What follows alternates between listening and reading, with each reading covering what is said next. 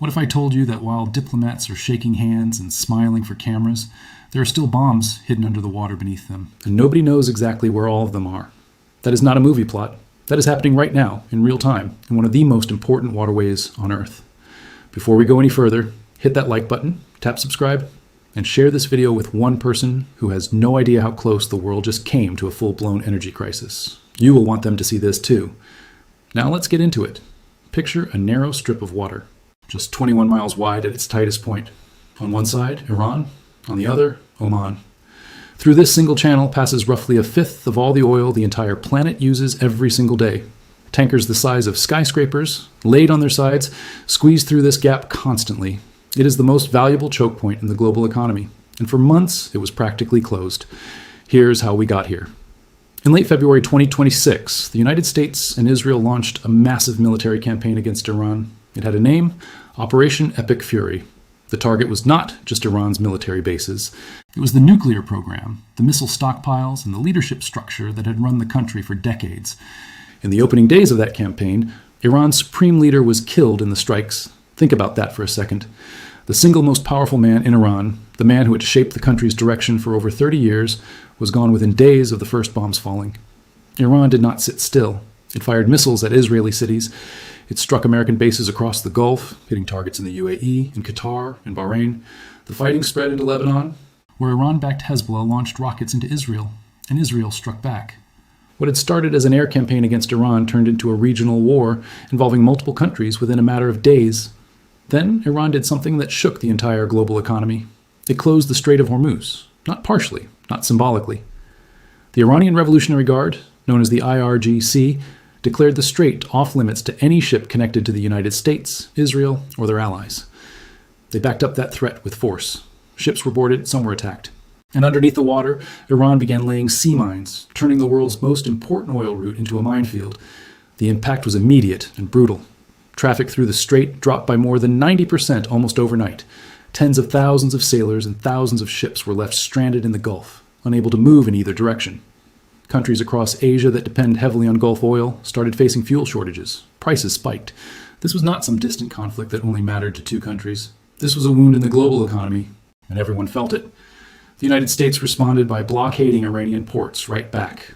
For weeks, both sides strangled each other economically while missiles and airstrikes continued. It was, by any measure, one of the most dangerous standoffs the Middle East had seen in decades. Then, slowly, painfully, something started to shift. In April, the two sides tried direct talks for the first time in nearly half a century. The American vice president sat across the table from Iran's parliament speaker in Islamabad. It was the highest-level direct contact between the United States and Iran since the Iranian Revolution in 1979. That alone should tell you how extraordinary this moment was. Two countries that had spent 47 years refusing to speak to each other directly were suddenly in the same room. But that first attempt fell apart. The ceasefire held only briefly. The blockade continued, and it took months more of pressure, fighting, and quiet diplomacy before both sides finally reached something real. On June 17th, in Switzerland, the presidents of the United States and Iran signed a memorandum of understanding. This was the breakthrough moment. The agreement laid out a roadmap, a ceasefire, an end to the naval blockades on both sides, a 60-day window for the Strait of Hormuz to stay open without tolls, and the beginning of direct technical negotiations to sort out the hardest issues, including Iran's nuclear program. It was hailed around the world as a major turning point. Stock markets rallied, oil prices dropped. World leaders praised the breakthrough. For a moment, it felt like the crisis was finally behind us. But here's the part almost nobody is talking about. Signing a piece of paper does not clear a minefield. It does not rebuild trust between two militaries that were shooting at each other weeks earlier. And it definitely does not stop a hardline faction inside Iran's own government from trying to sabotage the deal from within. Within days of the agreement being signed, Iran's own government seemed to be arguing with itself in public. The IRGC declared the strait closed again, pointing to Israeli strikes in Lebanon as proof that America had broken its word. At almost the exact same time, Iran's foreign ministry said the opposite, that shipping was moving normally, and there was no closure at all. Two branches of the same government, contradicting each other, within hours. That is not a communication error. That is a war happening inside Iran's leadership itself, between people who want the deal to survive and people who see it as a humiliating surrender. So how do you settle an argument like that? You don't argue back. You just show the data. Independent tracking groups have now recorded dozens of separate incidents in and around the strait since the war began, Dozens of confirmed disruptions, attacks, and confrontations. And yet, day after day, commercial vessels have kept moving through the southern route, the one closer to Oman, away from Iranian-controlled waters. Ships are transiting. Oil is flowing. The IRGC can declare the strait closed as many times as it wants. The tankers keep going anyway. Why? Because there's a machine sitting quietly beneath, and above all of this, one most people never hear about. And it is the real reason this fragile peace has held together at all. The United States has kept a massive military presence in and around the Gulf since the ceasefire took effect. We are talking about carrier strike groups, guided missile destroyers, amphibious assault ships loaded with Marines, all remaining on station even as diplomats talk peace in five-star hotels. These are not fresh ships pulled out of storage for a photo opportunity. These are the same vessels that fought through months of active conflict, whose crews have already exchanged fire with Iranian forces. Above the surface, the picture gets even more remarkable. High-altitude surveillance aircraft are flying continuous missions over the Gulf, tracking radar signals, mapping the movement of Iranian patrol boats, watching for any missile battery that dares to reposition. These aircraft can sweep enormous stretches of ocean and coastline in a single mission, building a live picture of everything moving on the water and everything hiding along the coast.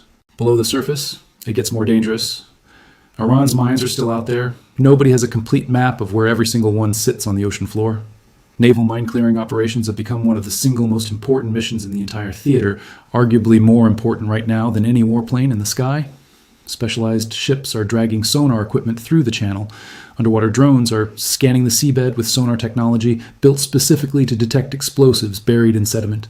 Helicopters are flying detection and neutralization missions, hunting for ordnance that Iran planted and, in the chaos of war, lost precise track of. Think about what that actually means. This is not a symbolic gesture. This is a full-scale, ongoing military operation to physically clear explosives from the ocean floor, happening at the exact same time that diplomats are negotiating the fine print of a peace deal. Every mine that gets found and destroyed is one less argument Iran's hardliners can use to claim the strait is too dangerous. Every cleared stretch of water is proof, not promises, that the deal is actually being honored. And that brings us to the part of this story that should genuinely unsettle you. From orbit, American reconnaissance satellites are reportedly capable of monitoring Iranian military movement with incredible precision. Officials have described this surveillance capability in the plainest terms possible. They can watch individual vehicles move, track missile batteries being repositioned, and monitor activity at specific military sites in near real time. That is not a threat made for headlines. That is a genuine operational capability shaping decisions on both sides of the table. Now here is where it gets really interesting. Before we go further, if this is blowing your mind a little, do me a favor and drop a comment telling me one thing you didn't know before this video. I read every single one, and it helps this video reach more people who need to see it. Now, back to the story. Let's talk about what is actually happening inside those negotiating rooms in Switzerland and now in Doha, Qatar, because this is where the real chess match is playing out. The 60-day window created by the June agreement was never meant to be the finish line. It was meant to be a pressure valve, a temporary truce that would give both sides time to work through the genuinely hard questions. And those questions are enormous. The first and biggest issue is Iran's stockpile of highly enriched uranium. Iran had built up a significant amount of uranium enriched to 60% purity, which sits close to weapons-grade material. What happens to that stockpile is arguably the single most important unresolved question in the entire negotiation. Does it get shipped out of the country, destroyed, diluted down to a harmless concentration? Every option on the table represents, to Iran's hardliners, the surrender of 25 years of nuclear development. Asking them to give that up in a matter of weeks is asking for an earthquake inside their own political system. Then there's the question of shipping rights through the strait itself. The original agreement promised toll-free passage for 60 days, but Iranian officials have already floated the idea of charging service fees once that window closes, fees that maritime law experts consider legally shaky at best on what is supposed to be an international waterway. The IRGC has also insisted that ships should only be allowed to pass through Iranian waters, rejecting the southern route through Omani waters that the United States has been pushing shipping companies to use. This might sound like a small technical dispute, but it is really a fight over who gets to control the choke point. There's also the matter of money. Iran has suffered catastrophic economic damage from this war, with some officials estimating the total cost in the hundreds of billions of dollars. Reconstruction, reparations, and the unfreezing of Iranian assets held abroad are all part of the ongoing conversation. The agreement even references the creation of a massive international fund aimed at helping Iran rebuild, something that would have been unthinkable to discuss just a year earlier. And running underneath all of this is Lebanon. Iran made an end to the fighting between Israel and Hezbollah, a condition of its own deal with the United States. But Israel has continued military operations in southern Lebanon, and every time that happens, hardliners gain ammunition. They claim that the Americans and their allies never intended to honor the agreement in good faith. On the surface, that looks like chaos, like a process on the verge of collapse. For them, this deal is not surrender. It is survival. It is the only realistic path back to some kind of normal life for their country. The other side, largely rooted in the military establishment, sees this exact same deal as proof of total defeat. For decades, hardliners built their identity around resistance to the West, the nuclear program, and the missile arsenal. Signing that all away is not compromise to them. It is the destruction of the very reason their institution exists. So what do you get when both of those forces are operating inside the same government at the same time? You get exactly what we have seen. Public statements that contradict each other within hours. Delegations that storm out of the room in protest, only to quietly return once the alternative becomes clear. It is not diplomatic chaos. It is domestic theater, performed for an audience back home that needs to see resistance. The actual decision makers already know there is no better option available. And what keeps pulling them back to the table is the machine we just talked about. The ships that never left. The surveillance that never stops. There's one more piece of this story that puts everything into perspective, and it involves energy facilities. Qatar, now helping mediate these negotiations, is home to the single largest liquefied natural gas export hub on the planet. During the conflict, that facility came under direct attack, and it has faced serious operational disruptions ever since. The country hosting peace talks has itself suffered devastating damage to its most valuable piece of national infrastructure. Qatar is not a neutral bystander. It has real skin in this game, and that gives it a stake in making sure the deal holds. If you've made it this far, that tells me you actually care about understanding what's really happening in the world. So take 10 seconds right now, hit subscribe if you haven't already, and turn on notifications. This channel breaks down the parts nobody else explains properly. All right, let's finish this. So where does all of this actually leave us? The 60-day clock that started ticking on June 17th is a stress test. It is a fragile peace built on top of months of fighting, a leadership assassination, and a minefield not yet fully cleared. Every single day that passes without a major incident is not proof that the crisis is over. It is proof that an enormous, largely invisible military operation is successfully preventing that crisis from reigniting.